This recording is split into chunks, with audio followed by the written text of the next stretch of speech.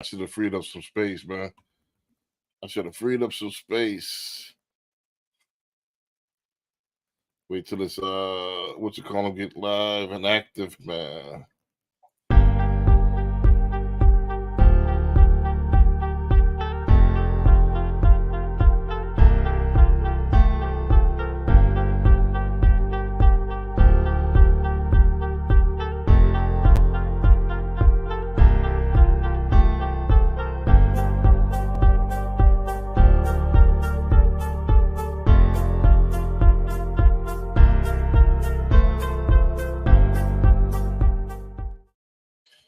Calling.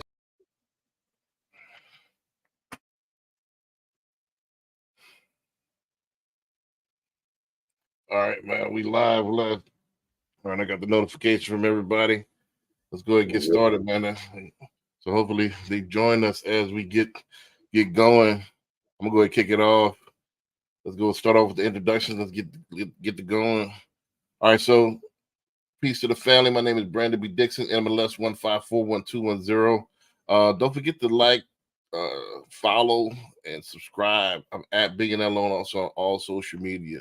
Especially YouTube. We're trying to get more followers this year. So if you like us, go ahead and put your friends on. Go to my YouTube at Billionaire Loan also.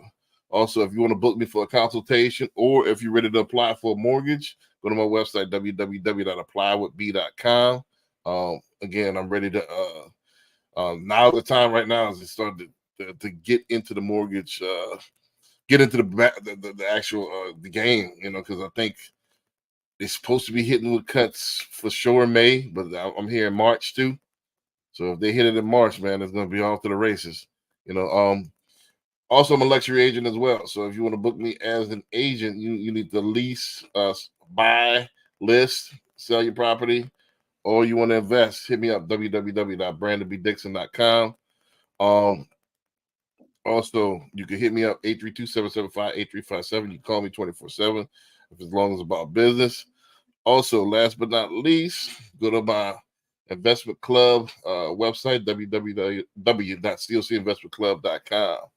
And you can go ahead and mitigate some of your risks and go ahead and start getting into real estate investment. All right, CJ, I got you queued up.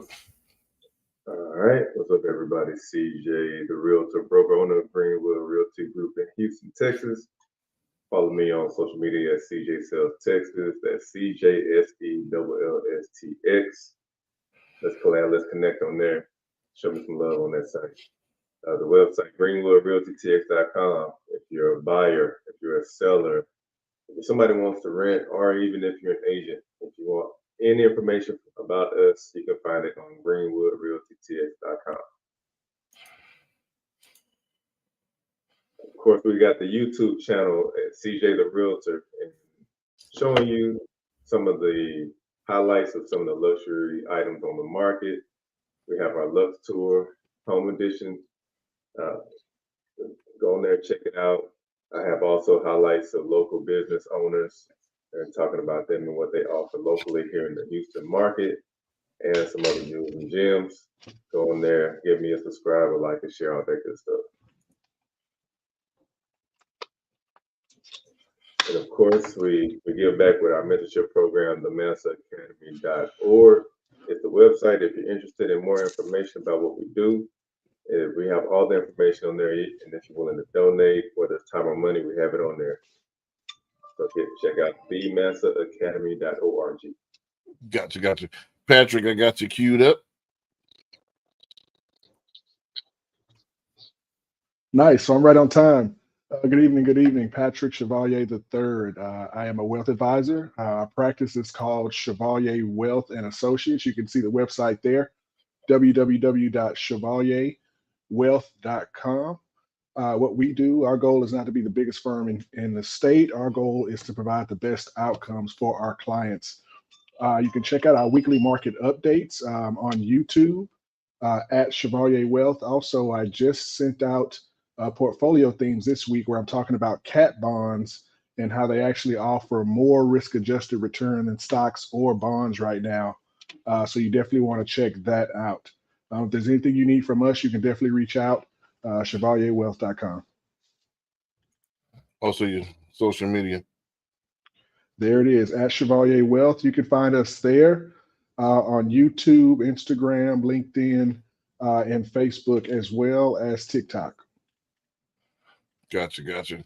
All right. So yes, hopefully some of the panel will be joining us later on. So as we're talking real estate, so I got a nice array of clips. I got some of them are a little bit away from real estate, but I want to bring it all back into an overarching theme here. So we're gonna dive right into it real quick here with the first clip, and then as we get people in, then we'll go from there. So let's go ahead and start off with the first clip, and then let's go ahead and get it started. I'm about to share my screen. Boom. Y'all see the screen? Yep. Cool.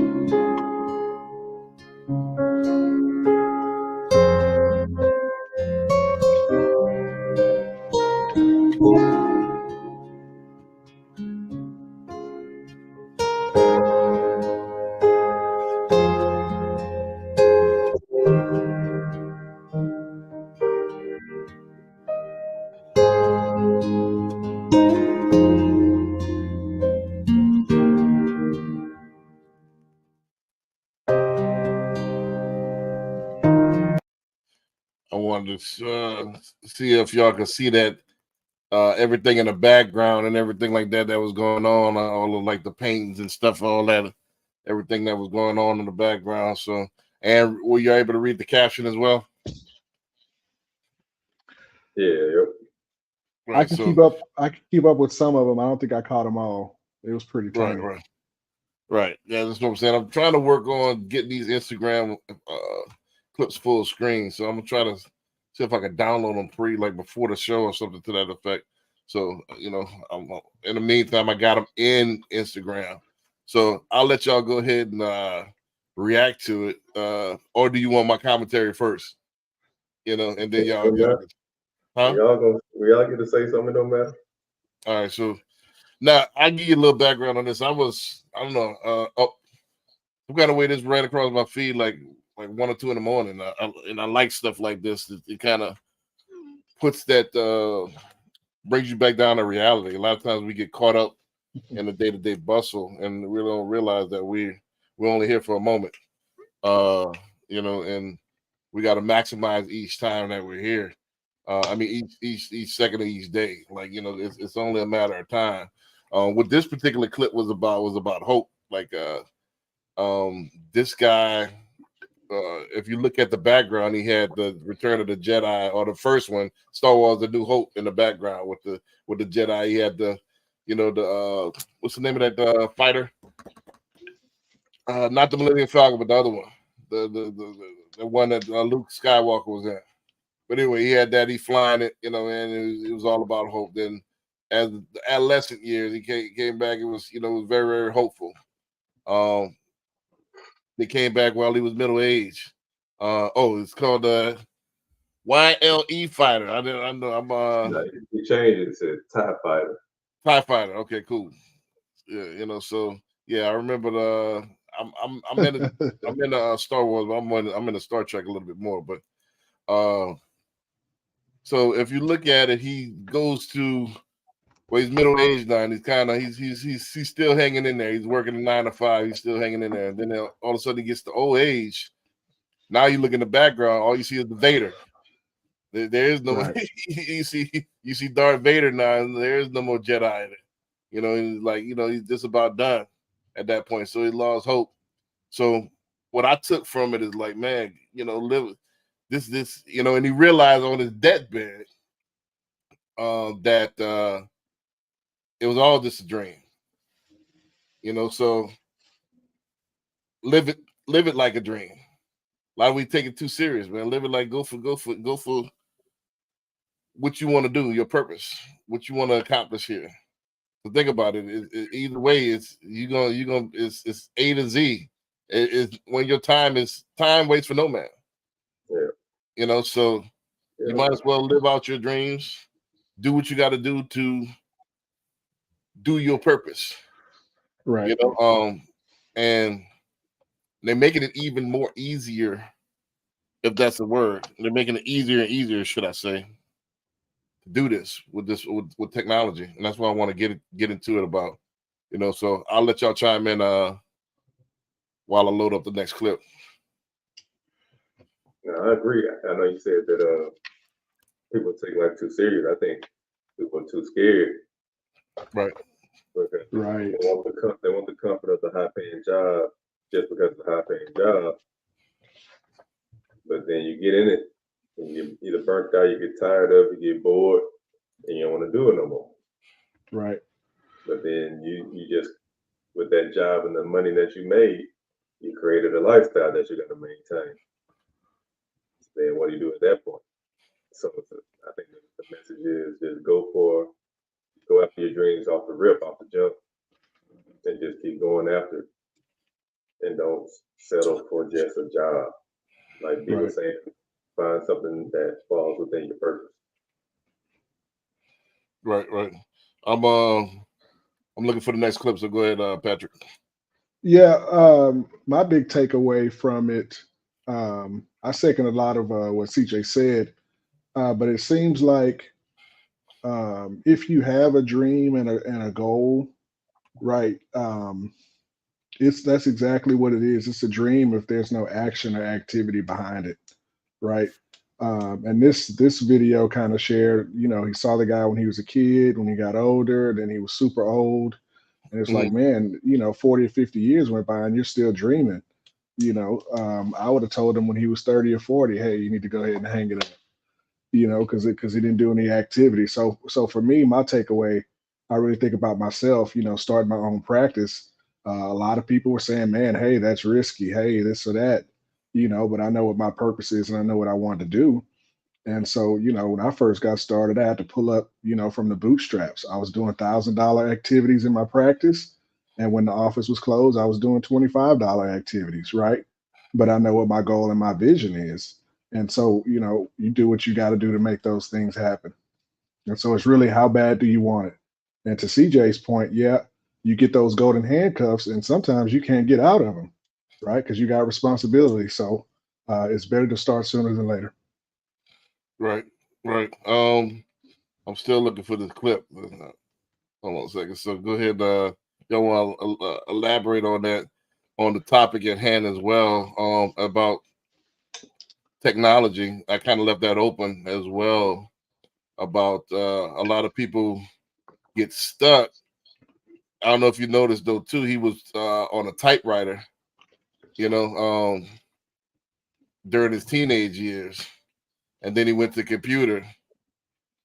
So did he embrace the technology too late? Because if he was a kid, Possibly. when the time Star Wars came out, then he could have been on a Mac and stuff like that. So that's why I was kind of the setup as well. If he would have, it looked like he was a writer. So if he would have embraced he missed some kind of way he missed in the 90s, he missed the technology boom. So if you're a writer, you could have, did all kind of stuff as far as writing websites, as far as writing content for websites, blog and stuff like that. So he kind of missed that creative boom right there, by not embracing what's going on. And then you finally get trained on the job where you have to embrace the technology. But by then it's too late. Don't forget that jobs are not going to make you rich. I don't care what kind of job it is. It's always going to just be enough to get by. So, have you ever had anybody, Patrick, you're a financial advisor. Everybody, any save their way to becoming rich? Well, rich is that's really broad. Right. What I mean by rich, it means when the money works for you, when you no longer have to work for money. Right, right. Most individuals that I sit across from or sit next to, they've saved over their lifetime of working 30, 40 years Hmm. to be rich, to where now their assets are paying them income every year. So they worked a lifetime, most. Right. I'm gonna go ahead and skip to the next clip because I cannot find this clip. She got 100 clips and all of them look exactly alike. You know what I'm saying? You Should got have 100 saved it to the desktop. You can't really do that inside of the program. So it's like you can't. Gotcha, gotcha. You got Not to put it in that. TikTok you could do that. TikTok you could I, save that actual clip.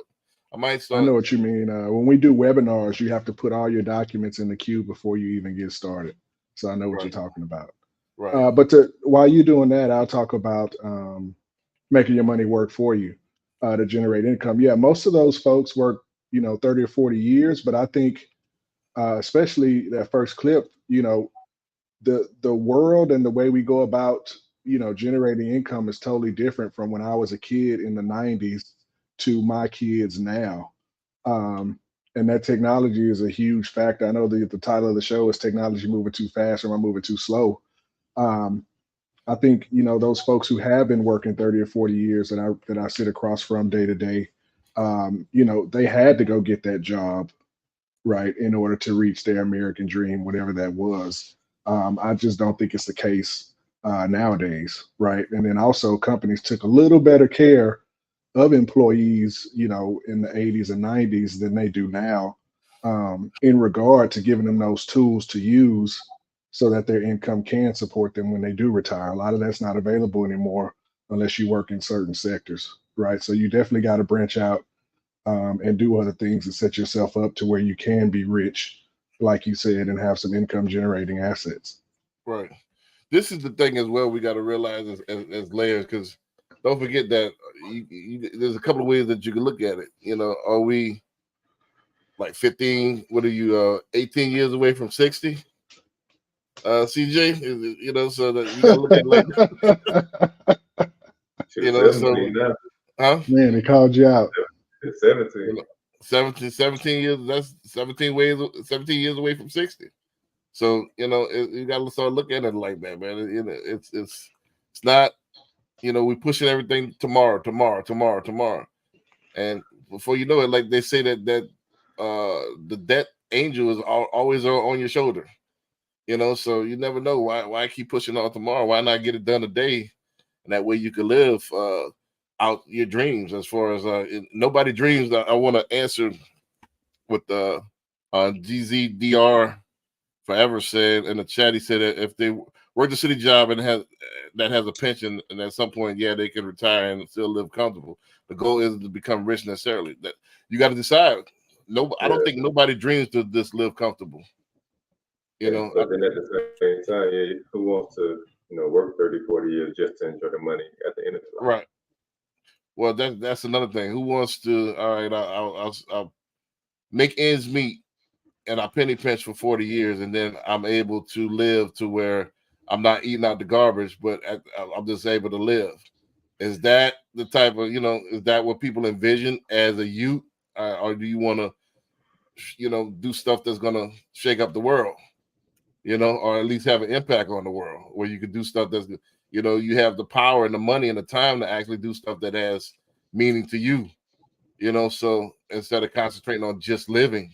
That's why they say you're going to make a living, you're able to live, right. But are you Right. able to are you really alive though? Are you actually putting an impact on this planet? So yeah, and that's what I was about to say. Like it's bigger than us because what are we doing?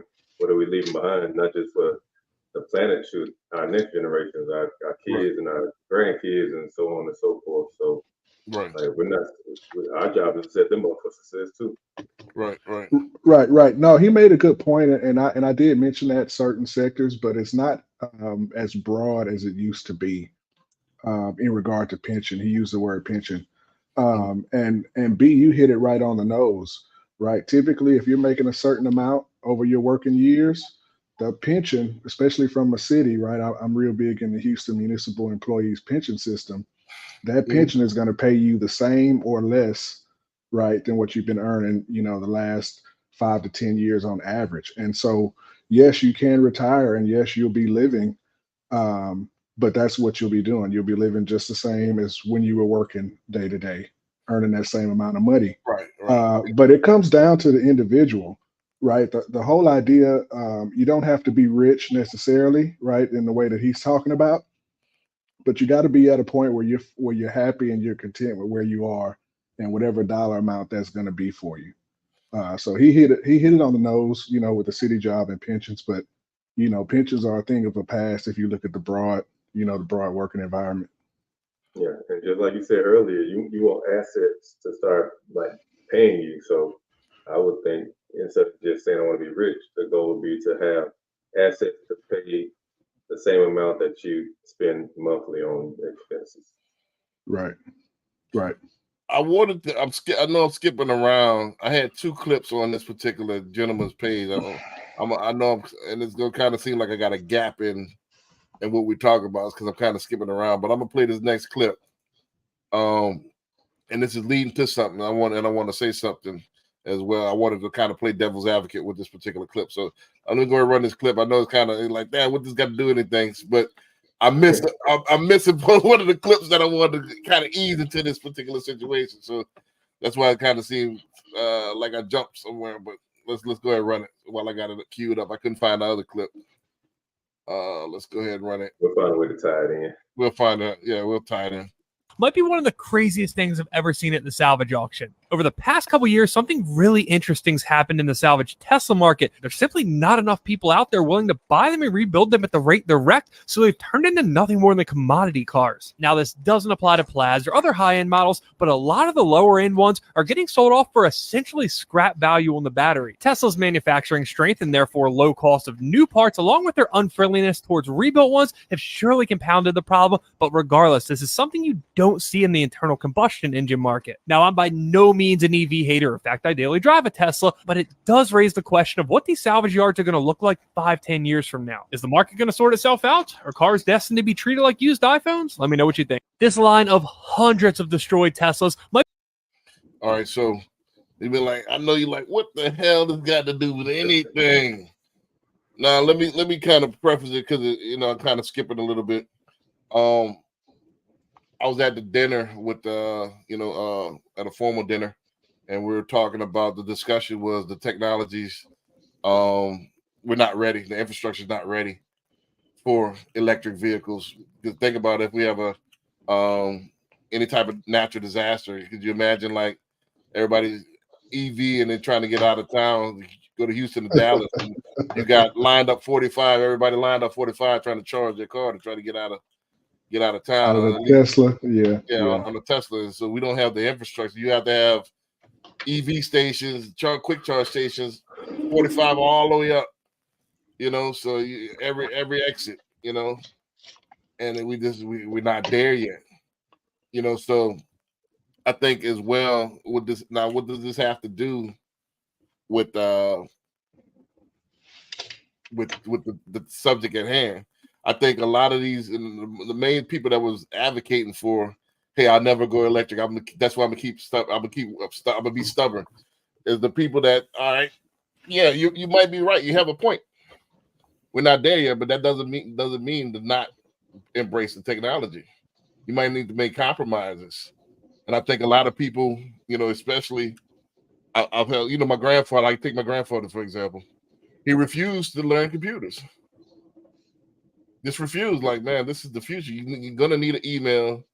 You're gonna need your phone is gonna be a computer here soon.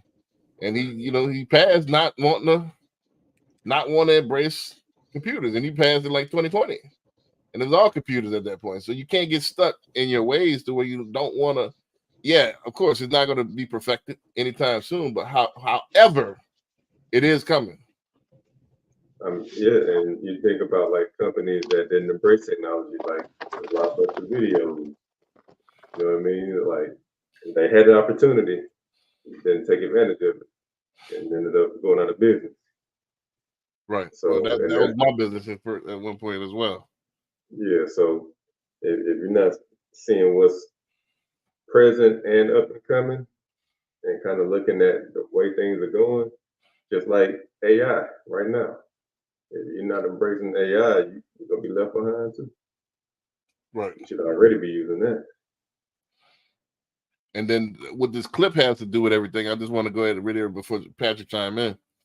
What the clip has, yes, there's a lot of flaws with the EV. Like you said, is it worth even, with the battery being so much? Are we gonna have a bunch of junkyards like iPhone, people just throwing away iPhones and just trading them in? And that's why the Tesla's not decked out. I guess that's what this little shell. But you got other stuff coming. I like that Blazer EV, and that is luxury. You got the Cadillac EV that's coming out. The Hummer takes 2 days to charge. So I like the EVs. I like the concepts, but I don't think it's practical. Not now. No, I think there's only one company I know about that'll do a battery swap out. Right. Everybody else, I haven't heard anything on it. And I think that'll be the thing, is a battery swap out. The Chinese car, I don't even think we have it over here yet. Right. So I think that's more practical, battery swap. I don't think the charging ever going to be practical. Nah. Right. So Teslas and the infrastructure. I had a Tesla for about 6 months last year. And in my experience, if you don't have a charger in your house, it's definitely not worth it to get a Tesla, even if you're long range, because there are going to be times, when it's the weekend or, Houston is big where we're located, right? One side to the other is at least an hour. Mm-hmm. If you're taking, a few stops, all over town, and you go to those charging stations, they're not like grocery stores where, doesn't matter where you are, you can find one. Right. You pull up on the map, you maybe have 16 to 21 in the whole city. Right. So the nearest station may be, 15, 20 minutes away. And then when you get there, there's a line of Teslas waiting. Right. So in my experience, I got a hybrid. I think that's the best way to go. And I think that's my version of embracing the technology. Right. It's not a plug-in. Every time I hit my brakes, it recharges the battery, and my car uses gas and battery depending on how much power I need. So I think I'm at the right place based on the infrastructure. I know the Fed, they had that infrastructure bill, but that's over the next 10 years, right? So it's definitely time to start taking a look at it and embracing it because it's coming. I just don't think, we're ready today, right? You can't drive from Houston to Dallas in that electronic car, with the hope and the prayer that you'll find a charger in time if you need it. Right. A lot of folks may have seen on the news recently with the big freeze at Arctic Chill we had in January. A lot of those charging stations didn't work. Right. And that was right? the one I wanted to play right before that. It was talking about the freeze in Chicago and all the places got stuck. They don't work in cold weather. Right. So that infrastructure is definitely not there yet. The other big thing, and you can't charge them in cold weather. Yeah. So with the work I do as a financial planner, investment analysis is a big thing.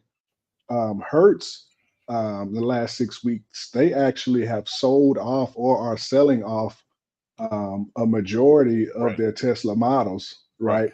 For a lot of those reasons that we talked about and some that we didn't. Right.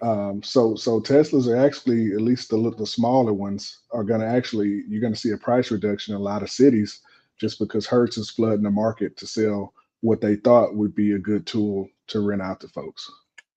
My opinion on it is I think it's good for a commuter, a second car. I wouldn't go totally EV yet in case I need to get out of town. Don't forget, I'm from Louisiana and Texas, where every hurricane season you got to have money set to the side because you could potentially be displaced for a few weeks. Right. So you got to have that in the back of your mind. So you might be in traffic for 5-6 hours trying to get out of town. So you got to keep that stuff in mind as well. Hyman, what's going on? Yeah, outside again today. It's not. I looked at the weather. It's not that bad out there. It's about 60 degrees. Got that heater right there. See, you ain't got that heat on. Okay, I got you. Oh, okay. But, that's a nice heater. Yeah.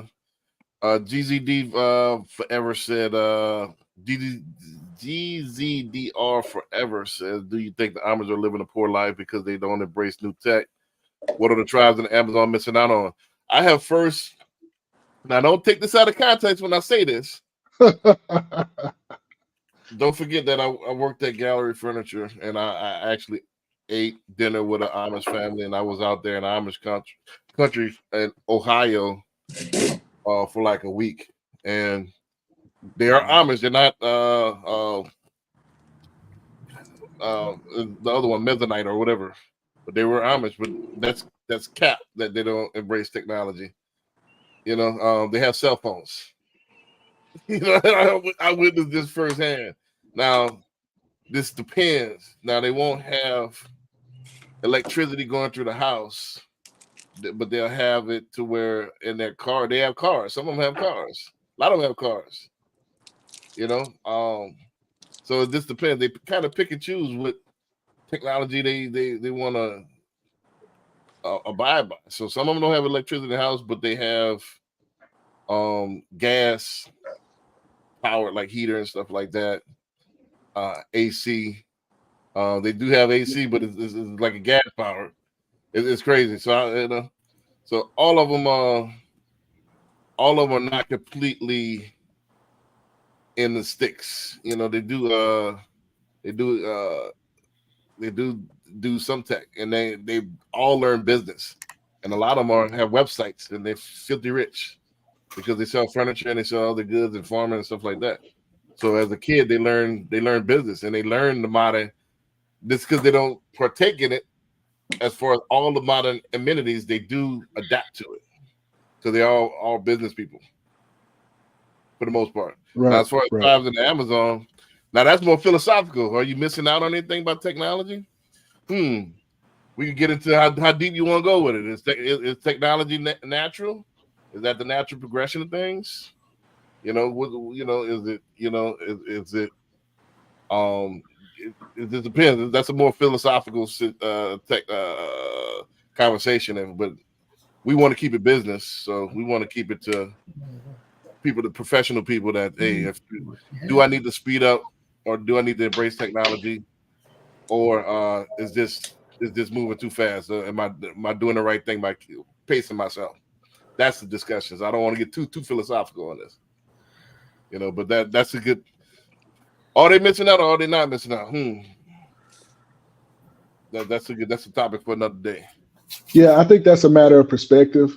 But I just think with his language is kind of what got to me. Maybe, you know, some of the words we use, you know, we got a different perception there. But living a poor life because they don't embrace new tech. Again, just like I talked about when we're talking about rich and income, you know, you do whatever makes you happy, right? At the end of the day, I think that's what's best for everybody. But what we're talking about is like, hey, you know, technology is changing with the times, right? That means our functions, activities, communications, the way we go about doing things, conducting business, all of that is changing and evolving with technology as well, right? So you may miss the boat on some of the things that could benefit you and the family if you're not embracing some of those new things. Right. Especially with we talking business, and man, all the Amish that I know are avid business people. So I was gonna say, if they're conducting business and they've been doing quite well for so long, right. They have either adopted or adjusted to technology where they still are being able to be successful. How they got websites, right? You know? Hey, don't let the TV and the TV shows and everything fool you. Right. They get some on religion to take pictures. You won't find an Amish person on Facebook. However, you will find their business, you know, a website to their business. You will find what the person that's they have one person that has a cell phone in the business that answer calls. You know, so let's get I've seen it myself. I witnessed it. You know. Yeah. So. One big change in my industry specifically, in the world of finance, financial planning, investment accounts, and such, the pandemic forced people to get on the computer, right? And even, you know, before it was like you mentioned your grandpa, right? He didn't embrace computers. He didn't check email. that was the case for a lot of older and elderly folks up until 2018. They can get away with that. Now, it's a real strong percentage, is really high. Everything is online, everything is DocuSign, and that's the only way to do it. Exactly. Right. And that the pandemic really pushed that forward, because before it's like, hey, we can do this paper copy and you mail it, or you can get online. And now it's just like, hey, it's 100% online. That's the only way to do it. Right. So a lot of folks I sit down with who still feel that way, they have to have their grandson or granddaughter sitting there with them trying to figure it out, because that's the only way to do it. Right. I never want to get that old where, I'm not embracing the new technology, as far as, what's currently going on. Now, I might not be. And you don't have a fax machine over there? What's that? Nah, you won't catch me. Like I said, I try to embrace it. I think it's part of the natural progression of while you're here. Like, because if you think about it, if you want to be off the grid, there's nothing stopping you from being off the grid. Give it all up. You could go ahead and book your ticket to the Amazon and then get dropped off and see how you like that. So but there's nothing stopping that. You could get your ticket or go somewhere in the woods somewhere, and live off the federal land. But I think it's part of the mission while we're here is to adapt and overcome and transcend. Let's get to the next clip. So I want everybody to chime in on this. So Hyman, I'm about to run it. And this is kind of skipping around a little bit, but it's all tying together. Trust me. And see if he's speaking facts or not. I can't scale LeBron. I can't scale T.I. These are not scalable models. You can't have 48 million black people trying to be LeBron. It don't work. Right? You need engineers. You need bankers. You need real estate investors. You need doctors. You need lawyers. You need scalable careers, right? So you have all our people bamboozled trying to be rap stars, athletes, or God forbid, drug dealers, because that's what we see. Y'all take a listen and see if he. No, this was a short one, but I have another clip right behind it that's kind of on the same thing. So this was kind of the preamble to the big clip, but I'll go ahead and let y'all chime in on that while I go in. And it kind of how this relates to technology. Let me go ahead and put that in there so y'all could go ahead and start the discussion. I think we hadn't fully embraced all that's out there yet. I think if we embraced the technology and we really understood, because this week I was talking to an editor that's all he's been doing is they're like, yeah, man, there's apps now that I could just plugins with Canva and all that. I could just tell them what I want and they'll write the script and they'll do everything for me now. And this dude's a professional editor. So we hadn't. How do I know this? And I'm in the real estate. So it's like I don't think we embrace everything that's out there and be on the latest everything. We kind of get stuck in the mold a lot of stuff, and we kind of get stuck on certain things, like you said, athletes, entertainers. There's other avenues that we could get creative and make a whole bunch of money on, not just what we've been programmed to. But I'll go ahead and run it. Let y'all run it from there. I think what he said at the end, that's what they see. Right. Our kids don't see doctors and lawyers and business owners. They see rappers all the time and athletes. Like you say, they want to be LeBron. You go to the park or wherever they shooting Kobe. That's what they see. And right. they don't see a successful, or a lot don't see successful black people, black men, black women. They don't see it. Mm-hmm. Is that more or less because of us as parents is not showing them that, as far as our circles that we run with? Yes. Some of it, yeah. And here's the thing: I'll be honest with you, B. It's not even some of it; it's 90% of it. If your children don't know, or the only thing they see is what they see on TV, and don't realize what you do for a living or what we do, how we do what we do, that's an indictment on us. If we give them a different option to say, okay, no, we ain't got 2 or 3 pieces and chains on, No, I ain't got a Phantom or whatever the flyest car sitting in the driveway. But what we do have is equivalent to a better lifestyle than what you may see that some of your friends who are less fortunate than you. So we have to show them a better example by letting them see what we do.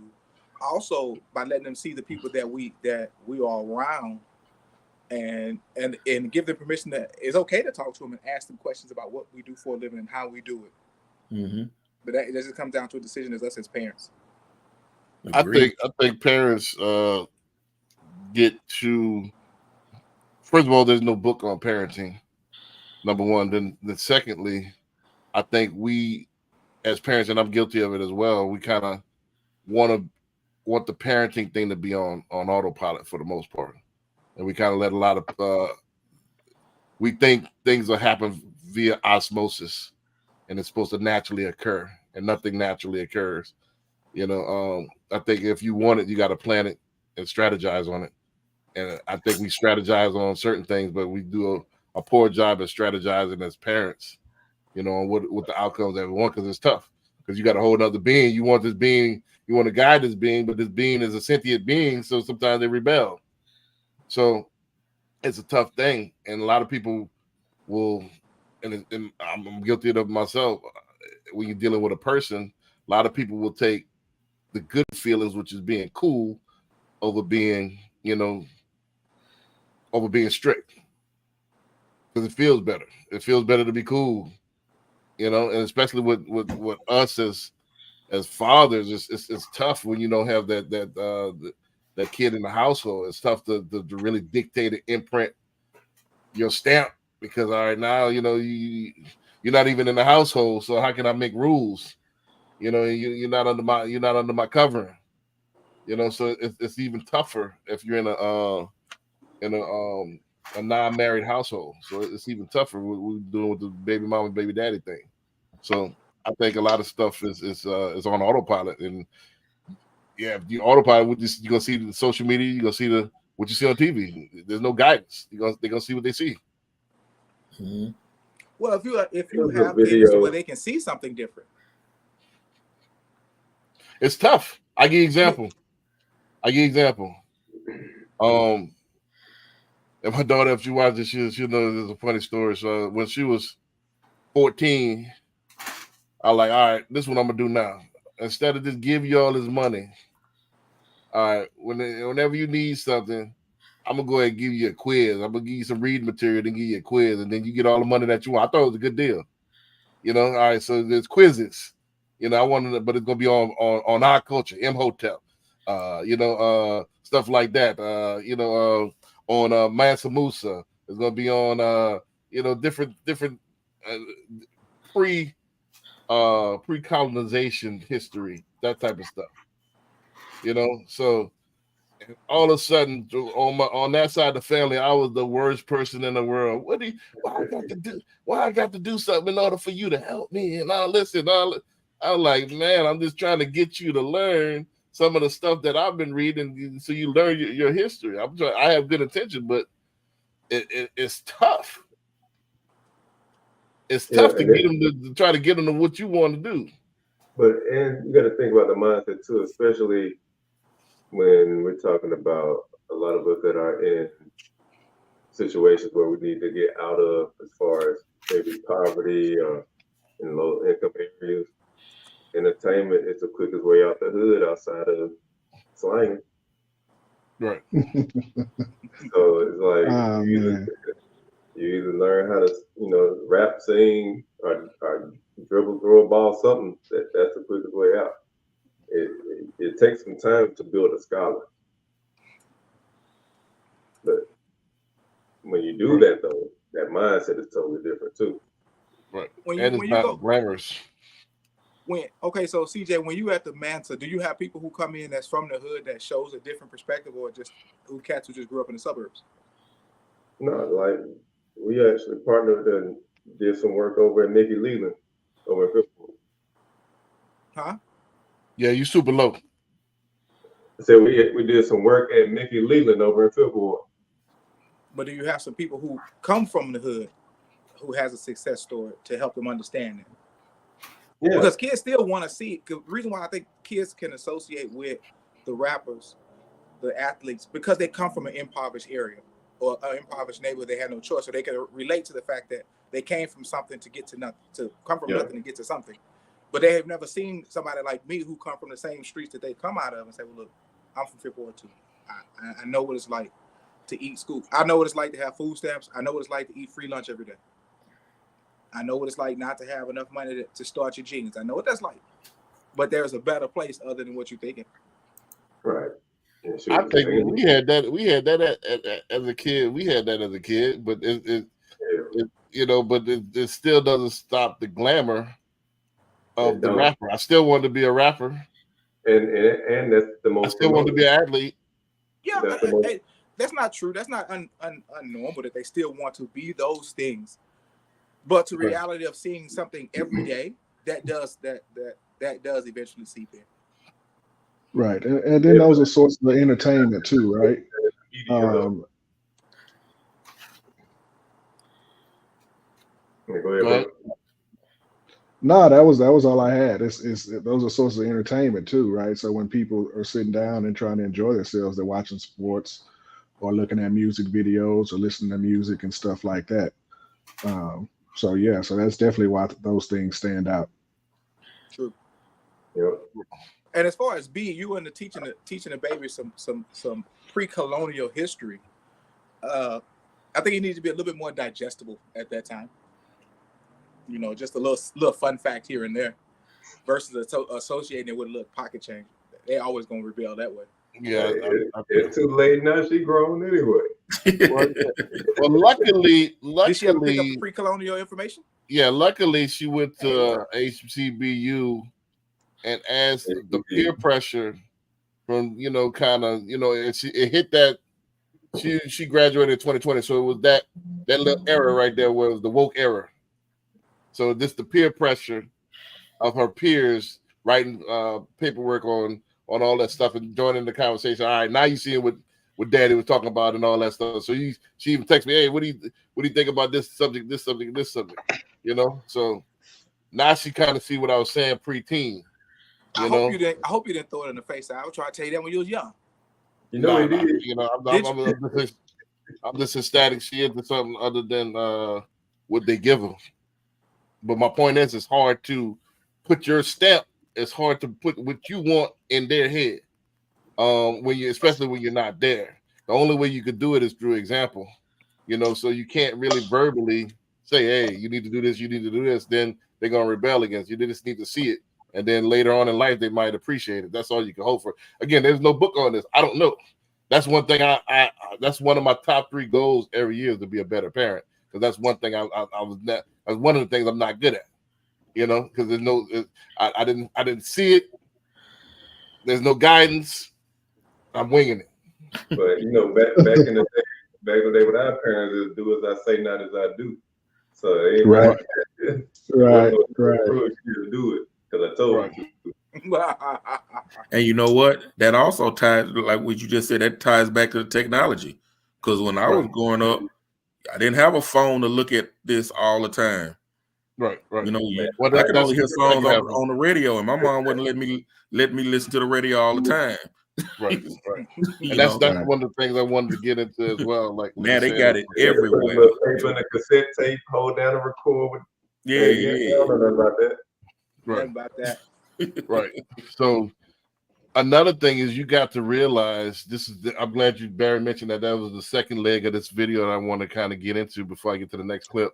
Is that as far as what we see, don't forget that 10 years from now, the landscape will look different with technology. We never thought that 90% of dating now is done via digitally on social media, that you never met this person in your life.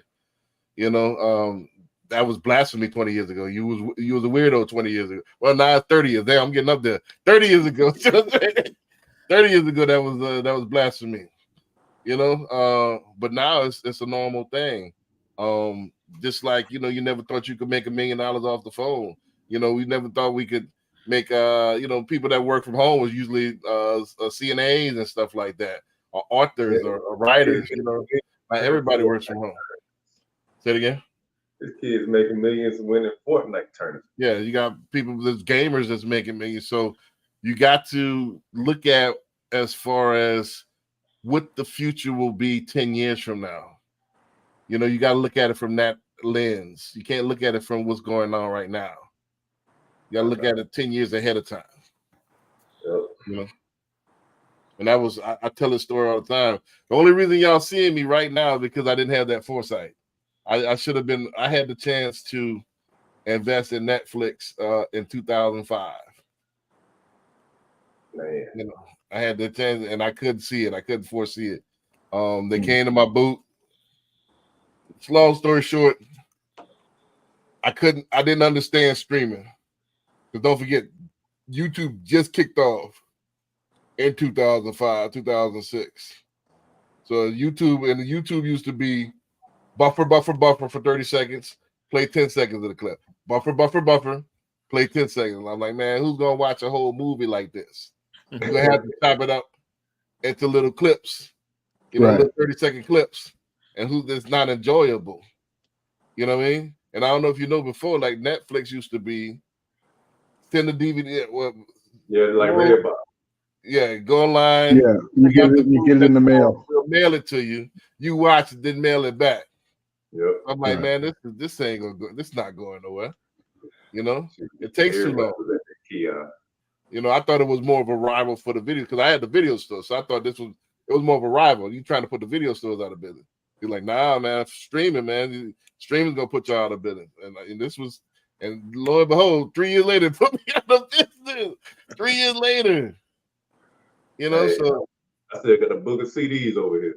I don't have nothing to play with. So, but I couldn't see it, man. I couldn't see it. 3 years later, I should have invested then. You know, so let's go ahead to the next. You want to read the read that while I set the next clip, CJ? The comment. Read what? The comment. I'll read it. Never mind. Sorry. So GZDR forever says in middle school and high school we were told to expect to be in debt if we chose higher learning. So engineer, doctor, lawyer, taking 8 to 12 years in debt on top of that versus a minimum barrier entry to become a rapper, basketball player, or OnlyFans star. Yeah, I mean. Wait, hold up. What time frame is he talking about to become a rapper, an athlete, or OnlyFans? What time frame? This time frame, or maybe 10 years ago? Well, I guess as a kid, you're seeing that you thinking these people getting on overnight. And then now that I look back, like say, for example, I give you an example. In middle school and high school, I was a big Tribe Called Quest fan. I'm a big De La Soul fan. You know, and I'm thinking these people just came and got on, started rapping and recorded an album. Lo and behold, if you look at their story now that we look at their documentaries, these dudes been rapping since the early 80s. Right. You know, we didn't hear them until 1990, but it took years for them. And then their first couple hours, they didn't get paid. Right. Because they didn't know the business. So you don't know the behind the scenes stuff. So you thinking these people on because we're all singing Bonita Applebum. But they didn't start getting paid until Midnight Marauders, maybe even the Love album. You know, till Q-Tip start producing for everybody else. You know, and so that's why they got bad and broke up because Q-Tip did all the. I didn't know that Q-Tip was the He did all the beats, everything. Ali Shaheed Muhammad would do the scratches and some of the breaks, but he pretty much produced everything. You know what I mean? So he was like, man, I could go on my own and shit. He did that first Q-Tip album. He went with the Vibrant thing and all the rest of those hits on that. He kept on rolling without Phife. Rest in peace, Phife Dawg. But you know what I mean? But these people paid dues a long time. We thinking these basketball players that come on and get up. This is years and years.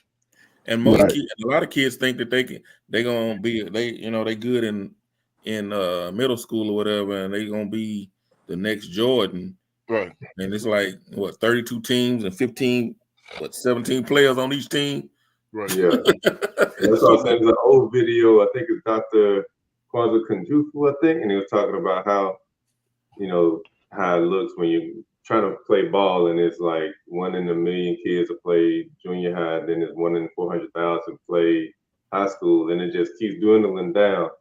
And this guy here, or whoever this person is, GZDR4L, was like, so engineer Dr. Lori take 8 to 12 years, and then on top of that, well, like they say that what you do most is what you do best. So if these kids put all the time and energy into being scholars versus being athletes, they may show they have the aptitude to be quite successful on the scholarly side and get scholarships.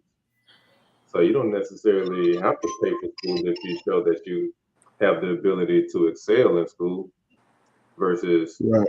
don't go in the athletic route, go the academic route. Right. Right. Also, I And think I was gonna say even real quick before even that.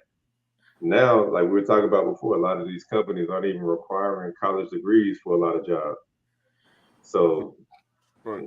you can pay for a certification and not be in debt compared to going to college and still make some good money. Right. Right. In retrospect, I think it's more of it's work ethic, you know, because it seems like it's long and monotonous to go the doctor route, to go to engineer route, you know, and yeah, it's gonna take schooling and it's not as glamorous and not as sexy, you know, but either way you're gonna incur debt, either way, you know, by paying dues, or you know, Q-Tip said he lived on his mama couch and he had a gold album, you know, so you're gonna incur debt either way it go, you know. So you gotta make a living while you practicing your art. So, but you know, I get what he's saying. I guess that's what the picture that we were painting, and that's why a lot of people go that route. I get, you know, I'll try to work on my craft as opposed to the boring route. But sometimes that's the life, you know. To get shredded, there's gonna be many sessions in the gym. You're just not gonna go there and all right, man. You know, go there once or twice or eat a salad or two and get shredded. Nah, it's many and you know, agonizing workouts over a long course of time. That just is what it is. That's anything in life. If you want to get a skill, a high paying skill, that's what it takes. Let's go ahead to the next clip. Yeah, that's what I'm saying. That what you do most is what you do best. Right.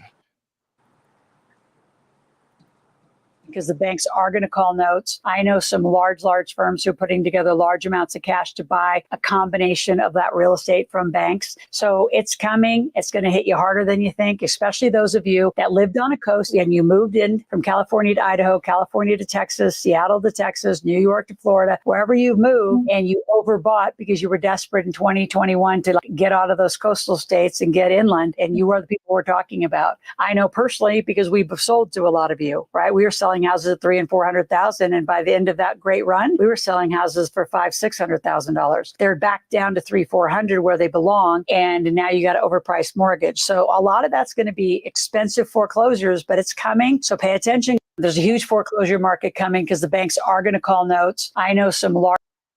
What do y'all think of that? And there's a reason why I stuck that in here. So I'll let y'all. We're gonna discover it later on. But what y'all think of that clip? Are you asking, are the banks really starting to call notes on overpriced mortgages? Right. Right. That's what she was saying. But at the end of the day, even though they were overbidding from Cali, from New York to Seattle to come here to Texas, they wasn't mortgaging $500,000. They were only mortgaging $300,000 because they was putting $100,000 down. Right. Yep. So it wasn't like how it was in 2008 where they were just giving out bad loans. Plus Right. That's what I was thinking.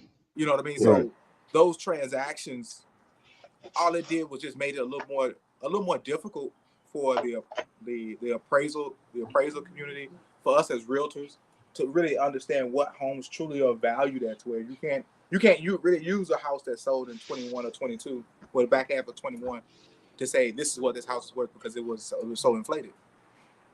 Yep. Right. And if they, like you said, they put a substantial amount down, and they make the money to make the payment anyway. So why would the Bingo. why would the bank even try to foreclose if they're still getting paid? They're not going to foreclose on it. Yeah. Right. Right. And that's what I was thinking. Yeah, they came. That's what I was thinking. They got the money to make the payments. The majority of those homes that they were overpriced, they had to come out of their pocket for it. So it's not like they loaned them that extra money. Yeah, because they didn't appraise for that. Yeah, because I mean, they had disclosure saying if this house appraised for less, your client is going to pay the difference. Yeah. So Right, Yeah. right. Introducing the appraisal waiver clause. Is that what it's called? Yeah, it was appraisal Yep. waiver. Yep. Introduce that. They That was gotta- my first time seeing that document. And That day. they- I'm like, what the? Oh, And then at man. And that was and then at part the of same and that was time- part of the offer. You had to send that in with the offer. Yeah. Yep. And at the same time, banks are going to exhaust every option before they foreclose because they don't want to take a property back. So I think that's going to be the very telltale end after like nothing else can be done is when they take it back. Right, right. With me, I think I second everything all you guys said. First, right after that, the mortgage crash a few years ago, they definitely tightened up on loans. They weren't just giving easy money out to everybody. And typically, those folks who were moving from the outer coast or inner coast, they had the income, right, to support whatever loan that they took, right. So Yeah. unless something life changing happened, right, we're not going to see foreclosures out of those people. You're going to see foreclosures out of the people who maybe got, just barely qualified, or they had something in their life change to where they can't support that debt service anymore. So banks, you got to think about the interest rate environment that we're in. In 2018, 2019, interest rates were low, right? They lent that money out at higher rates, right? So they're not going to foreclose on that extra profit that they're making on that spread, right? From a low interest rate to a high interest rate environment, unless you're just not paying your bills and you don't give a damn, right? Well, if you're homeless, it's not much you care about, right? So in my opinion. But Right. what is the I influx? think the more is- people at risk now are the ones that bought then and paid more, but they have to sell now versus a foreclosure. Like if you Short sale. got to go, like if you're relocating or something, like you have to sell it, those are the ones that's gonna hurt. If you haven't noticed, the short sale market has really took maybe a 10% increase from last year, which simply means for if they can't make their payment, they'll allow them to short sell it to get the bank will take less money versus no money. Then take it back. Yeah. Then take it back. So Yeah. I've noticed that's been real heavy over the past 7 months for me. I'm like, oh, this is nice. Put it together. Right. Barry, you want to chime in on that before? Oh yeah, I chimed in. Yeah. About, Oh, you already did? Yeah. I didn't. Well, I said that. I mean, those banks weren't alone in that overpriced part. Right. People had to come out of their pocket for that. So Right. they So- should be able to handle that note. So my basic thing is she capping, right? Oh yeah. Right. She one of the fear mongers. She one of the fear I want mongers. to put on, but she big cat. So we Right. was right, B. So we was all right. Right. So that's what I wanted to put in there is like, and how this relates to the technology. So yeah, so she got a big following. And the thing is, she don't know. You don't know what you're talking about. And a lot of people don't know that she don't know. A lot of people don't know that she don't know. She made a You good gotta- quality you gotta video. Huh? Her video was Exactly. good quality. She got the look. You got you got the look, and you think you know what you're talking about. We were boots on the ground, and we seen that. Yeah, coming from the coastal, usually coastal is going to be more expensive. The reason why they move it inland is because it's cheaper.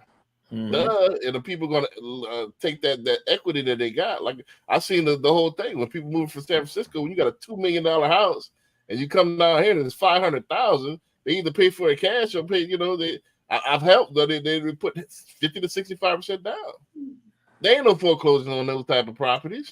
Right. And they got 2-3% interest rate. Right, and they got the 2 or 3%.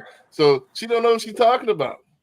But my point is that she embraced technology, and that probably helped her business. She got on there and just boom. All right, this is what I'm doing. You know. I mean, I guess you can speak on here and Probably not if you be look at more of her videos, she's selling something. Yeah, she's definitely selling something. Right. But that's my point. That's what I want to say. She embraced the technology.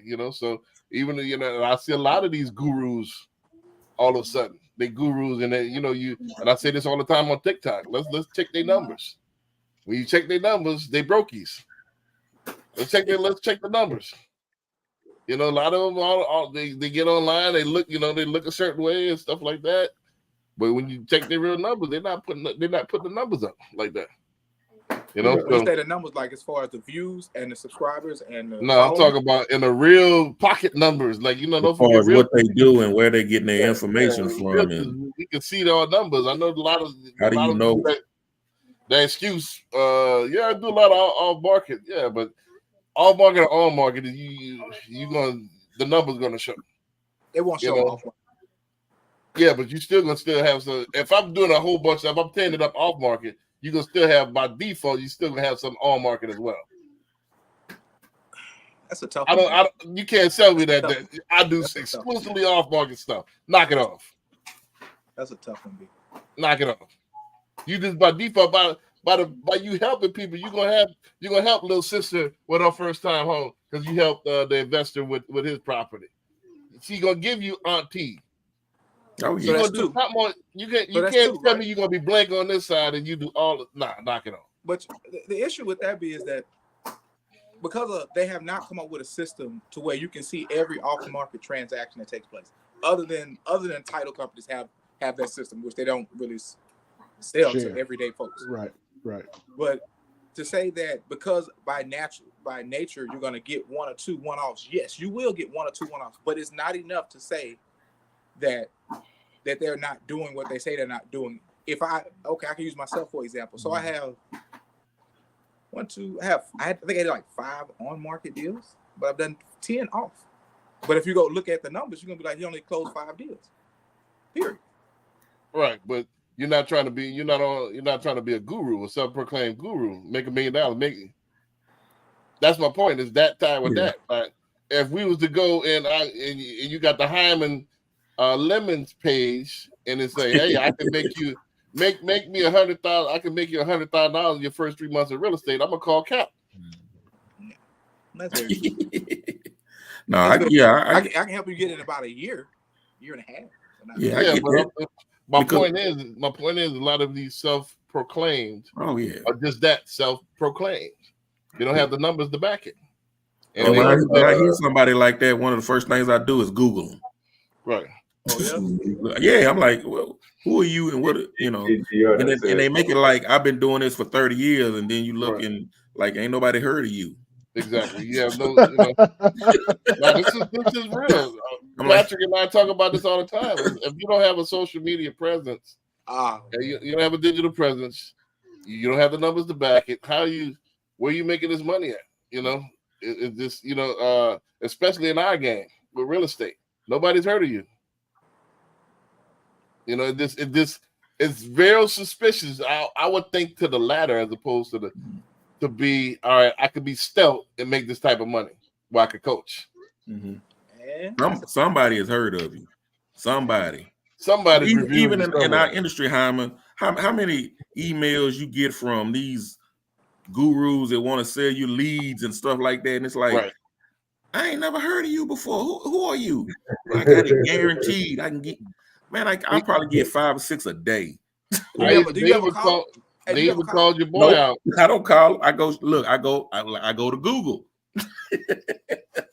They even called your boy out, man. The rapping realtor, the dude Steven.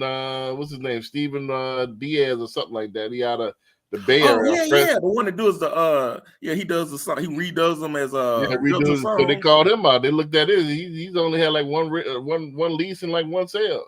He said, really? Yeah. So you rapping, you doing all this rapping, but where the numbers at? I like the little one song he did. Yeah, it's clever. You get the eyeball, but who can you help? You don't have the experience. You can switch to an influencer. That's what he is. He's the influencer, but you don't have the experience as a realtor to be. It catches eyeballs, but what are you getting? So this is my point. Is like, people. That's a case of. I don't want to say moving too fast. I'm not gonna knock your hustle, if that's your hustle, but I think you clouding the water. Hey, GDR said, or EV said, it seems like she is saying people will walk away from these homes since they lost $200K value. She thinks BlackRock or another institution will buy in bulk from the banks, from their BlackRock may only do rental. Where they do that at? I was gonna say nobody's walking away. Yeah, nobody gonna walk away. Like 200K in the hole. Right. Especially Nah, they gonna sit there and wait. Yeah, it's only a matter of time for How are you in the hole? You're only in the hole if you sell it. Yeah, that's what I'm saying. So where they do that at? You know, so let's put numbers on this thing. Let's put numbers on this thing. So I moved from San Francisco. I got a $2 million house, and I want to put half of it down. You know, I got on a $500,000 house here in Texas, which is damn near gonna be equivalent.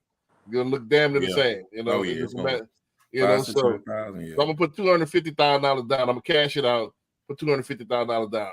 Come to find out that all right, when everything after the dust settled, this house ain't really worth $500,000. It's really worth $420,000. You know, so I'm gonna walk away from it. I did put $250,000 house. Why not wait about 5 years when it go bounce back to $500,000? You lost some time, but you ain't really losing no money. And don't forget these people moved out here for either A, they're retiring, or B, they actually downsizing and able to work remotely. So I got a lot of people that came out here and work remotely. See, this is different. They still paying less and getting more house. So exactly. This is the difference between experience and theory. You know what I mean? So a lot of people, man, Mims came from A's. Where's your proof of this? You know, you ain't experienced this. This is a theory. Yeah, you only lose it. Also, research the type of properties BlackRock has been purchasing. They've been buying apartment complexes. They've been buying multifamily. They will make way more money with doors like that versus trying to buy a single family home from banks. That was I agree that BlackRock is buying offloaded their portfolio, but BlackRock has been snatching up like apartment complexes left and right. But you know, on the multifamily side, they're not really even. Those are the more like cases that the bank will come and take those, because the balloon payment is due. The rate is extremely high on multifamily. So yeah, they'll come and get that because the bank can still make some money off of multifamily. Period. You know what I mean? Right. So if she got that, if she said, let's say she just lumped everything in, because I didn't hear her say single family. Did she say single family on a little video? No, she lumped everything in. Okay, so if she lumped everything in, and then yes, the banks are coming to call in notes on multifamily, small retail, C and D style retail. They're coming to call in notes on those. A and B, they're not messing with that right now. I was gonna say Hyman though. In Houston, shoot, every multi-family, every apartment, they all making money. Well, because you think they're fully, let's say they're 95 to 100% occupied, they're making money, right? But the amount of the loan that they took to get to that point is a multifamily loan, commercial loan right now is running at a 10% interest rate with the 10-year balloon. So everything that they bought in 2013, that balloon is coming due. Now you have to refinance at the rate that what it is today. And the rate today, if it was 10, then right now that rate is 13. At that point, it doesn't make any more money.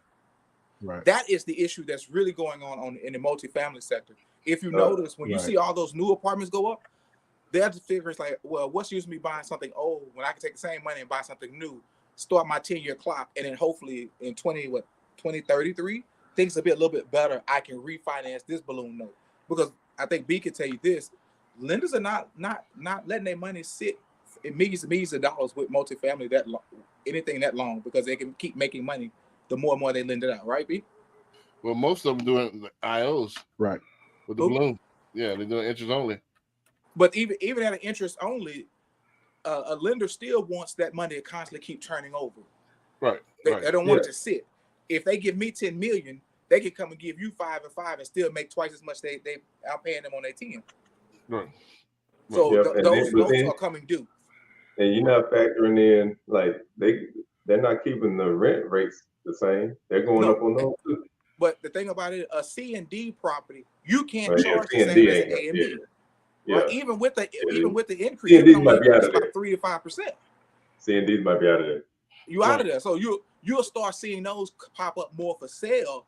And for the young investor or the young investment group coming together, they'll think, let's go in and try to get this. And it makes sense on paper, but as soon as you go to the financing, okay, man, we're gonna require you to give me at least $500,000 to $600,000 down and still have the 10-year balloon, and you'll barely break even.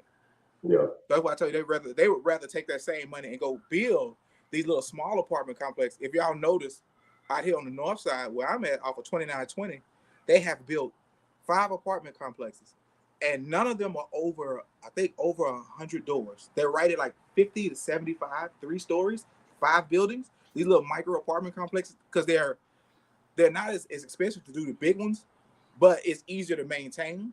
It's easier to lease them up, and the ability to get out that note in 10 years is a little bit easier because of the fact of how small they built them. Right.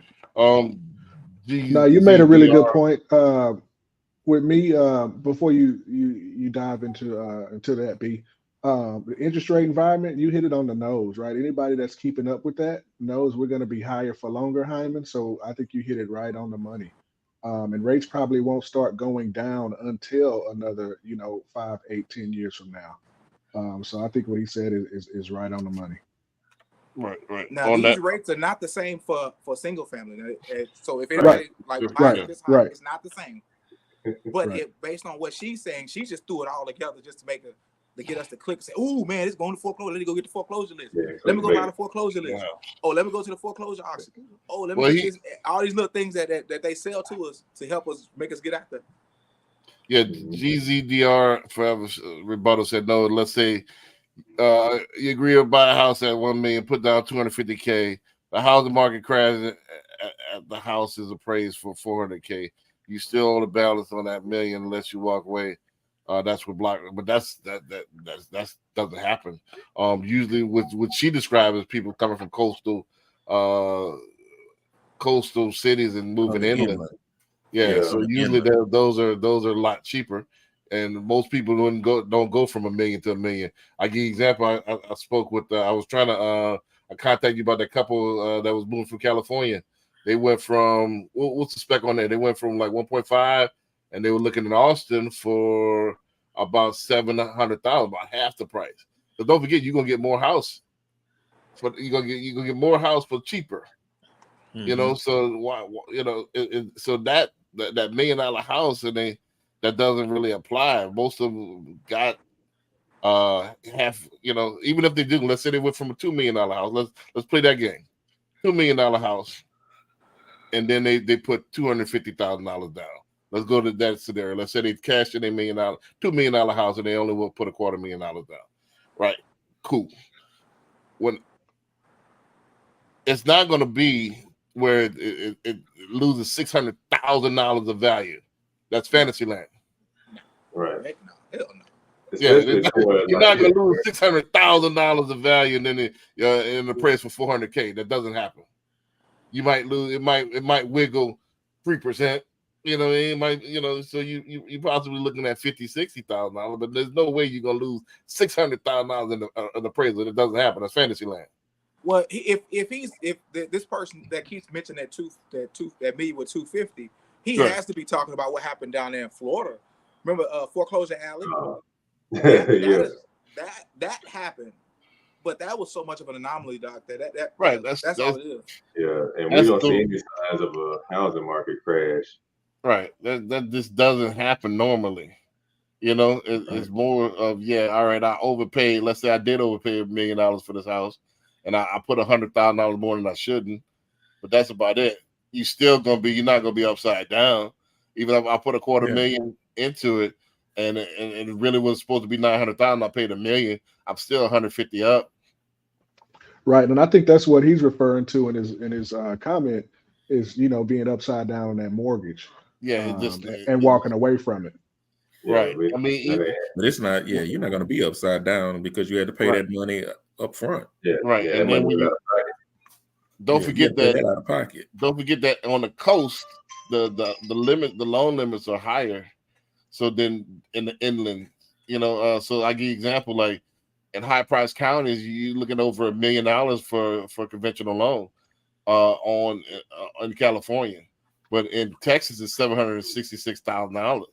So you got to put a bigger down payment down, So in jumbo, you got to put down 20% anyway. So if you're over that, let's say, for example, as $1 million, you're going to have to put down 20% anyway. So most people just go ahead and throw the extra 50 to get conventional to get the better pricing. So nobody's gonna put this 20%. They're not gonna stop at 800,000. If they got the extra 50, why not put the extra 50 down to get a conventional rate as opposed to get a jumbo rate? It just makes sense. The numbers just make sense. So people just gonna do that. So they already got $250,000 worth of equity. Even if they lose 100, they're not gonna lose all of the equity. Yeah. And at the same time, they got that buyer needs to work with a professional that can give her these options. Right. Nice shameless plug, CJ. Yeah, No, nice plug. But yeah, most people that just never happened with she's. If you don't want your realtor lying on TikTok, come to Greenwood. Right. He hit it on the nose. And I met with a new prospective client Monday this week, and I was telling him, as a client, it's really hard to tell from the outside looking in, right? Who knows what they're talking about until you really spend some time with those folks and really have more than a handful of conversations with them, right? Because it's a big difference, man, and you really got to take a look and evaluate and vet who it is that you're working with, because the person or the people with the experience, right? They've seen your situation before, and so they already know a handful of cures for you until they really get to know you and what it is you want to do, and then they personalize whatever it is to you that'll be the best fit. So yeah, as a client, you definitely got to work with a specialist who knows what they're doing. It may cost you a few dollars more, right? But it's going to benefit you a ton in the long run. Right. Stop picking people like y'all pick politics on personality driven. That's how you lose. You did that in the last election. Identity politics, and you lose all the time. You picking a person that because she looks like a Barbie doll and she don't have nothing in between her ears. All right, she looks good, but all right, well, can she help you with your situation? Is she going to be able to analyze your listing in order to get the maximum yield out of it? And a lot of people do this. I look at realtors all the time, like, man, a lot of them don't know what they're talking about. They in it, but they don't forget that the pass that test. I just passed the test in September. Teaches you zero about the business. It teaches you how to stay out of jail. That's it. So you can't beat experience. You can't beat experience. Especially when you're dealing with finance. This stuff could cost you a lot of money, man. A lot of money. Right. For a lot of people, this is their biggest investment. Yeah, and y'all playing with this. I like. She got a cute bob. I'm gonna go ahead and call her. Seriously? True. Hey, I'm gonna get one of Steve Harvey's, man. Yeah, I'm gonna let's go run the last clip, man. Run the last clip. I know it's past a lot of y'all bedtime. You know what I mean? Yeah, man, we gotta get up at 6, 7 o'clock in the morning, man. Right. Bye. I'm tired. Would you rather be rich and tired or broke and energized? Rich and tired. Okay, then get the hell out. Man. Get this money, man. Hey, look what Travis Scott posted on Instagram. Forget what Travis posted. What you posted? Travis probably got paid to post that. You on social media for free. Double tap scroll. Not doing a goddamn thing. Not making a single penny. Become a content creator or some shit. Make some money off your social media and shit. Why you doing that shit for free? Only to make money to have a girlfriend. Oh, you don't? Okay. Girls like to go on dates. That costs money. Girls like to go shopping. That costs money. Girls like to go on trips. Older generation calls it a vacation. Younger generation calls it a vacation. That costs money. And you got Christmas, Valentine's Day, and her birthday. 3 days you have to spend a large amount of money on gifts or she'll think you don't like her. Now that you know this information, do you still think you don't need money to have a girlfriend? You broke motherfucker. How much you count? I only got 10. I only made 20 today, man. We got to go harder. I don't know, man. They say more money, more problems. And I'm ready for every goddamn problem that come with this money. The fake friends, the gold diggers, people trying to rob me, people that don't give a damn about me asking for money just because they know I got it. Because I guarantee you none of those problems are worth than me seeing mom cry at night because she couldn't afford rent when we was younger. I want every goddamn problem that comes with this motherfucking money. Everyone, bring it on. I'm ready. Yo, wake the hell up. Tell me some money. Go in there, man. There's another late night scrolls that I'm like, man, I gotta say this one. That was fire, man. I like that. That was right up your alley. I knew that was up your alley, B. Right up my alley, man. I'll let y'all go ahead and chime in on that. Just to me, that's like the inner self talking to you to get off your butt. So like, you know how they did in Fight Club. Yeah. He had a little alter ego. Like you gotta have something in I don't even think you need to rely on somebody else to tell you that. You should be telling yourself that. Right. Like when I don't Most feel people like don't paying. have that. Most people don't have it. Yeah, when I was looking at that, I was That's thinking that was like his alter that was his alter self. When I was looking at Yeah. it, I was like, that's his inner motivation. And then you also have that other side that's trying to tell you all the bad stuff. Right. More money, more problems, man. Like, I'll bring go 'em ahead and on. chime in on that as well. I mean, I think the worst thing that I kind of caught the same thing as far as this is like a the angel and the devil on the shoulder type thing, talking to yourself. I think when you listen to these voices, man, you listen to these voices in your head, that doubt and stuff like that, that's when you lose. I think that's when you got to train your brain to drown those out. Don't give them no power whatsoever. Because I think who said that, whether you think you gonna win or you don't, or you think you're gonna lose, either way you're right. Right. Who's that True. quote? I know that one, but it's on the tip Yeah, of I my know. tongue. Right. So the mind controls everything. So if you put the doubt in your head, if you're not Right. convinced, how can you sell somebody else? On your game plan. How you're not confident in yourself, how you gonna get somebody else to invest in you? And I like the other part as well. Everything that you want to do, it costs. I learned that. You want the girls cost. You want the vacations cost. You want the cars cost. The maintenance and all that. So everything, this is how this works. It costs money. So nothing is given for free, especially not a dude, man. We're not giving anything. Everything we got to do, we have to be able to. It's socially different. I know, Patrick, you don't like when I define the roles, the energies, but masculine. There's a difference between masculine and feminine energy. Man, we say what do we do? Women, they talk about what family, how many children they got. It's the different. We have to provide and generate excess resources. That's what quantifies us as handling our business. Right. We have to generate excess resources, not just for ourselves. That's not good enough. We have to provide for a family. You see what I'm saying? So you got to have resources for a few other people, not just yourself. Right. So our hustle already got to be 10x, 5x. Yeah, I mean, we talked about it earlier, leaving something behind for not just having a good life, pass them down to your seed. Right. So people that's just getting by, man, that's kind of selfish. You got to be able to not only take care of yourself, but take care of your family as well, and take care of for when I think it's a proverb. What proverbs? A good man leaves a inheritance for his children's children. So when you gone, your legacy's still feeding people. That's when you did something. Right. Mm-hmm. That's when you did something. So you got to be sick with it, man. You got to. It's go. All gas, no brakes. All gas, no brake, huh? It's all gas, no brakes, man. That's how I look at it, man. You gotta. We wasn't like in the former in the words of Rick Ross. I wasn't born with it, so I had to go get it. Right. I'll let y'all go ahead and chime in on that.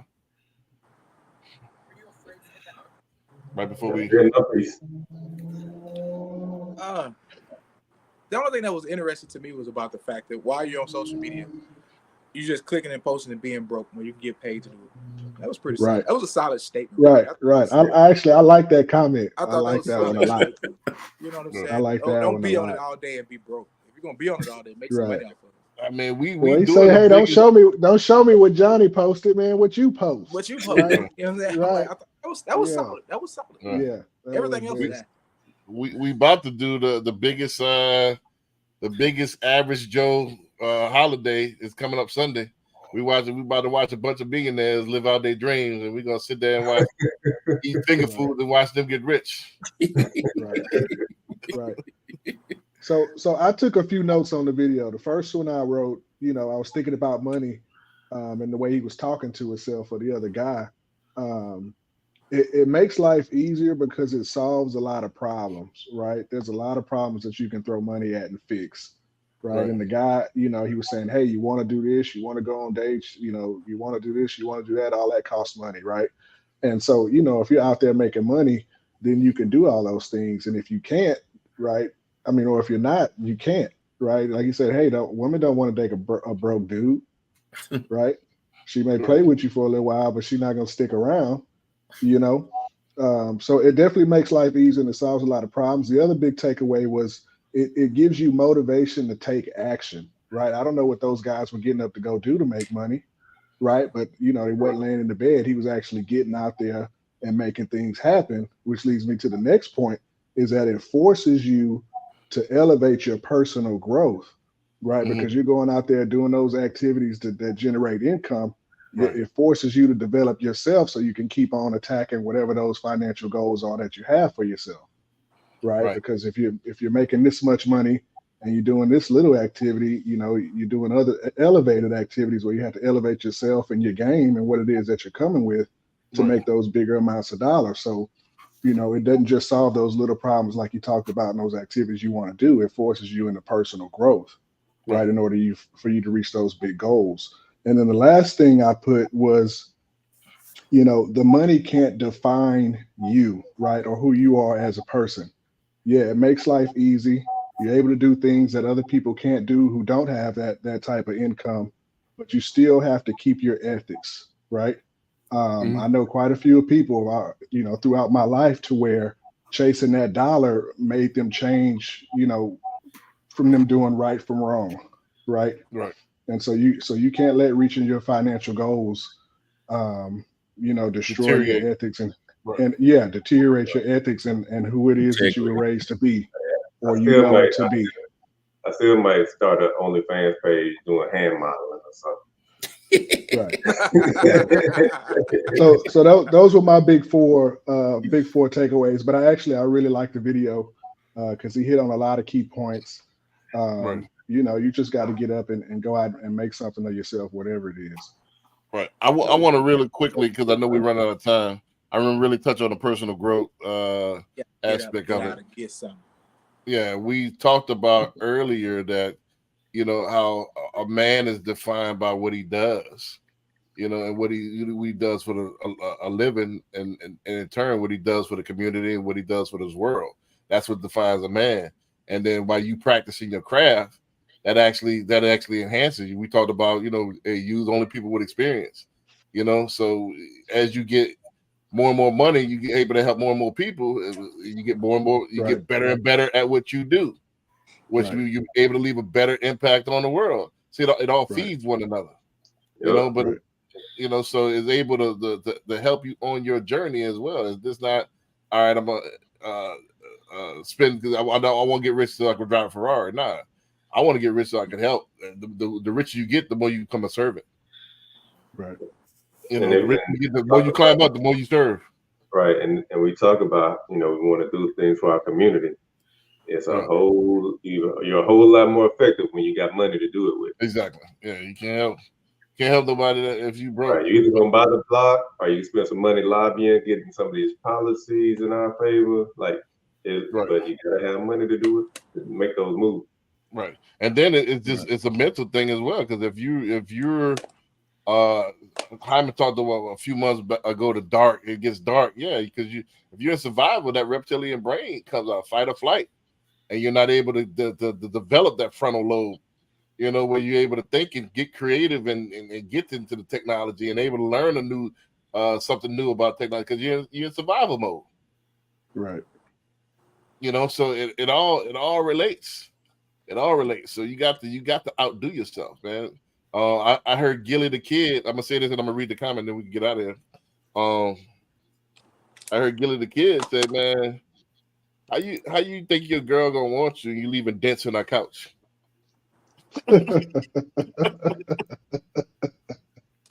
You know, if you don't get out of the house and get off the couch, you know what I mean? How you gonna make an impact in this world, man? You make an impact on that sofa, you know? You know what I mean? Get out and get something. You know, so man, you got to get out, man. You got to get, do something and get cold. That's what I tell my little brother all the time, man. You got to get cold at something. You got to get good at something.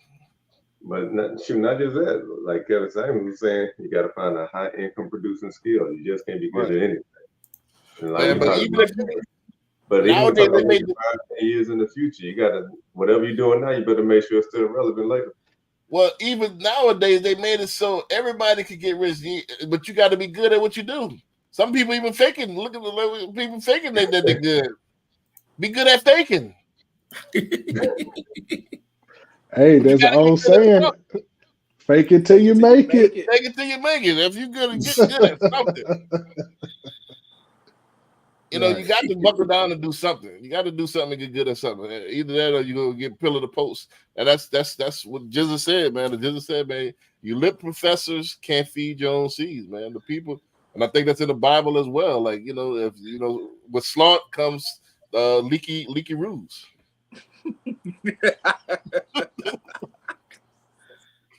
Goodness gracious. You know that? I mean, this is real. Let me read this last one. It said on the front page of Bing earlier today, there was an article that said Gary, Indiana, there are 10,000 abandoned buildings due to urban flight and industrial flight. Do you guys see that as an investment opportunity or as a trap due to possible toxic contamination, red tape, and to rebuild it? So I'll let some of the realtors go in on that before I give my opinion. In Gary, Indiana, the industrial sector, I wouldn't touch it because there's not enough infrastructure there in Gary, Indiana. The only thing that's good for them is what I want to say. Is it insurance that's up there? That's one of the big leading industries up there. I don't know now. Right.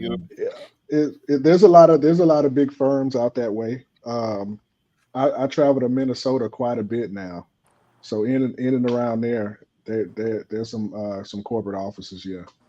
But not in Gary specifically. Off the top of my mind. I think Gary is one of the most impoverished areas a part of that state, and yeah, I think it's always been. As it's never been. No, you don't go anywhere where you see the money's leaving. You want to go where you think the money's going to head to. Now, Do you believe eventually the money will come back? Gary's not. I don't think Gary's considered an industrial city anymore. An industrial town where you used to build and make stuff. All that stuff is either went overseas or going back towards those towns now. It was a big steel city back in the day. So you don't can even look in Detroit and Cleveland, like those cities. Like Detroit's trying to make a comeback. Cleveland, I think a lot of the sports is bringing attention back to Cleveland, but although all those industrial factory type cities, yeah, that was booming in the 70s and everything. It's tough now. And you think about all those people, a lot of them moved down south. Right. I mean, I want to answer it quick. Moved north from the south. I want to answer it quick, and I can't elaborate too much because it'll be an whole nother show. No, it's not a good investment.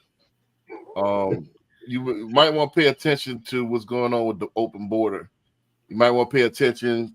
I'll give you some clues of why I mean this. Pay attention to what's going on with the open border. Pay attention to the agreements between Mexico, United States, and Canada. NAFTA, right?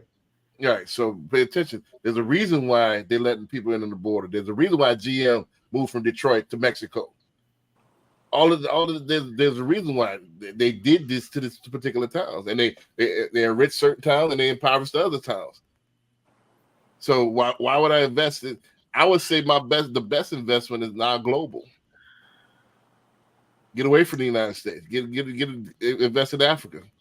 Invest in Thailand. Invest in other stuff. Diversify. That's what I would say. I'll leave it to the finance advisor. I can't go. Yeah. Just from my perspective, investments only. It's a ghost town because that steel industry. It was U.S. Steel who did a lot of work there over the years. And actually, it wasn't that long ago. I'm thinking, 8 to 10 weeks ago. I'll put it like this: in the 70s, U.S. Steel had like 70,000 employees there. It went down, in the 90s, it was about 10,000, and now it's almost none. U.S. Steel was actually sold to a Japanese company, and so they moved all those jobs in production overseas, right? And so that's a lot of why Gary's a ghost town now, just because there's no employment for one of the major employers out there. Plug up water bottle, plug USB port water bottle technology. Go ahead. Yeah, so it was bought out, and all those jobs moved. As far as what B was talking about, the borders and Canada situation, I kind of agree about the Canada part, but not so much as Gary. I think it's more effective up into the Dakotas and the Wyomings, anything that's close to the border of Canada for the oil pipeline, the gas pipeline to come through. And those cities and towns are beginning to boom as soon as they allow the oil and gas to flow, like we went through for the past 4 or 5 years. In Mexico, the borders there, it's so much of a clusterfuck out there. It's ridiculous, man. You just don't never know why are they allowing this to be this way, even if they're sending jobs to Mexico to train cheaper labor in hopes that the cars will come out better or whatever they're building for GM there. Gary, Indiana it's a real tough place, man, because that's what a lot of black people in the Midwest is there. You know what I mean? A lot of us is out there that's badly making, they're trying to come back. What you're betting that this time will thrive again. Right. In some time in our lifetime. Right. But you got to watch and see what the local government is doing. Because like Patrick said, it was highly industrial. What are they going to pivot to? You got to do a lot of research. Right. Right. Yeah. Think about it. If those particular industries are gone, why would you choose Gary, Indiana? It's cold out there, so on and so forth.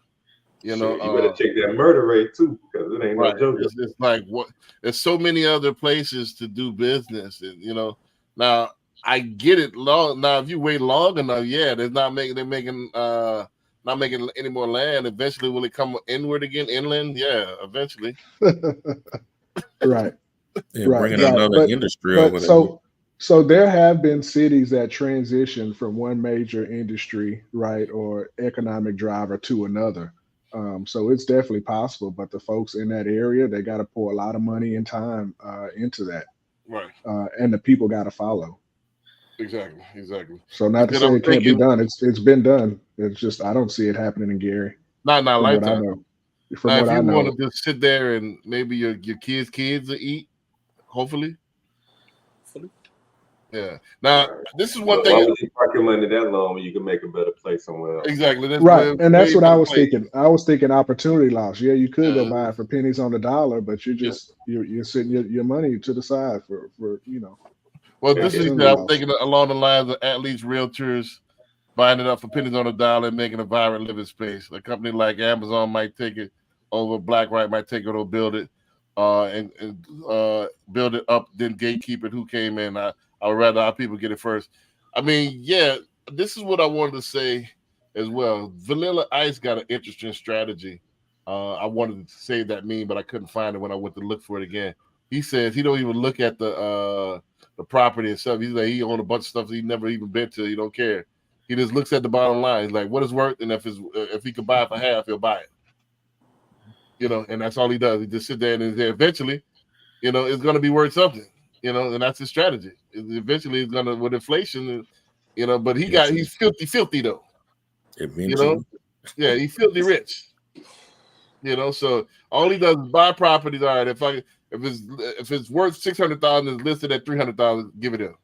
All right, give me that one. Give me that one. And that's all he does is buy it. Now, if you're just doing that, I just want to buy it, and hopefully, so eventually somebody want to move to Gary, Indiana, because we ran out of space. In the year 3035. Yeah, I don't know about that. Just buying stuff just to buy it. Right. And That then might be an interesting I know strategy. he But doesn't. I ain't just that ain't his main source. I know he's got passive income coming from somewhere yeah, else. he's Yeah. taking care of Ice baby. Do, Yeah. do, do, do, do, do. Because That's he been his- sleeping that's houses his for a long income time. right there. Yeah, He's been doing good for a minute. and he started debt row. You know, he took some money and He but he does. Doesn't he do rehabbing? yeah, Yeah. yeah. He He rehabbed said all he does is buy houses. If they half the price, I'm gonna buy it. He said he'll take care of the lawn. He'll do nothing. I wanted to so eventually my kids or something like that gonna have a nice real estate portfolio, and they can do what they want because it's gonna keep going up and up as far as inflation, the property value. possibly. And then I'm not a tax attorney or CPA, and I think there's a benefit like depreciating assets like that or something. Right, he just appreciate most of it. It's a good strategy if you filthy rich. Right. That's what I was thinking in my mind. I was like, he Yeah. has the lump sum cash to do that. Yeah, that's what And so those are the only properties or types that he looks at, right? Yeah. If I can throw 500, 800,000 at it, I'm gonna get it well below market value. Right. I'm a bird up and then do whatever else after. Right. Yep. Exactly. He don't even fix it up. He said just sit there and hold it. Oh, he just sits and holds it. He just hold it. He don't fix it up. He said the grass will be tall and it'll be falling out here. Well, I didn't think there was a such thing as too much money, but I think he has too much money. That's when you got too much money. If he just buying a junk house and letting it sit. Yeah, you just buying it, just letting it think sit. about it. It's never going to be if you own unless the country goes under. He's betting on the United States being here a long time. But if the country never goes under, you got something. You got. It would be. I would rather do that than have it sit in the bank. Am I right, Patrick? Yeah. Than to sit in the what? In the bank. Sit in the bank. True. Very true. I have, especially if I got a property that's 600,000, I got it for 3. Hell yeah! Anytime I want to get, man, you give me 4. All right, let me go ahead and put 50 into it, and then let me make it to 7 or 8, and then sell it at 7 or 8. You can't lose. Yeah.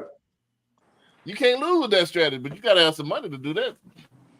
You just sitting there. You ain't even trying to do nothing with it. You got that's an interesting strategy. We need to do a show about that one. Right. You're still paying property taxes, right? Yeah. Is he really? With the depreciation and all that stuff, you got all these properties. Well, he said he's not doing nothing with it. Right. But I mean, if it's all right, so is there a useful life for that property if you're not doing nothing with it? I don't know. I caught like a 30-second clip. You know what I mean? In fact, let me see if I can. But you're right. That is a whole nother video. That's a whole nother video. Like, you know what I'm saying? But that's interesting. Yeah. It's debatable, but nah. The answer to GZ. I appreciate your comments, man. I appreciate you. Man, turn on some of your people, man. We need to get a bigger audience on Twitch, man. I don't think anybody's talking about the stuff we're talking about. So, man, bro, turn your people on and share the video, man. I definitely appreciate it. I definitely appreciate the comments. But yeah, I would say if you're talking about doing some Akon stuff where you're trying to do like a black city, but I wouldn't do it in Gary, Indiana. We don't like the cold. I mean, it's like if you up that way, you might as well go to Chicago. Right. It's right now. Well, I mean, I know they buying a bunch. I know Kanye was talking about developing a city in Wyoming. Because of the the laws out there. But I mean, they got so many other. There's a lot of good places in and around that area. It's just Gary specifically.